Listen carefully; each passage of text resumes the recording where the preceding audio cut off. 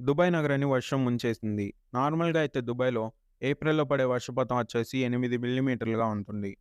కానీ ఇప్పుడు దుబాయ్‌లో ఒక రోజులోనే 145 మిల్లీమీటర్ల వర్షపాతం అనేది నమోదైంది. దుబాయ్‌కి 100 కిలోమీటర్లలో ఉన్న లావన్ సిటీలో కూడా కేవలం 24 గంటల్లో 250 మిల్లీమీటర్ల వర్షపాతం కురిసింది. యూఏఈ, మిడిల్ ఈస్ట్‌లో కూడా పరిస్థితి ఇలానే ఉంది.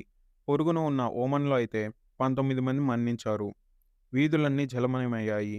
దుబాయ్‌లో ఇంతటి వర్షపాతం చూసి కొన్ని సంవత్సరాలయిందని నిపుణులు అంటున్నారు. సాధారణంగా దుబాయ్‌లో 94 మిల్లీమీటర్ల వర్షపాతం అనేది ఒక సంవత్సరానికి పడుతుంది.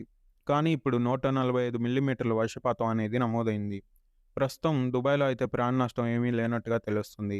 కానీ పక్కనే ఉన్న ఒమన్‌లో అయితే 19 మంది మరణించారు.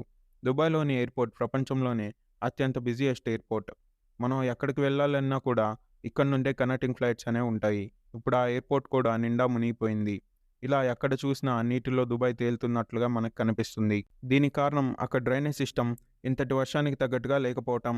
ఎందుకంటే ఎవరు ఊహించుండరు. ఇలాంటి వానలు పడటానికి సాధారణంగా సంవత్సర కాలం సమయం పడుతుంది.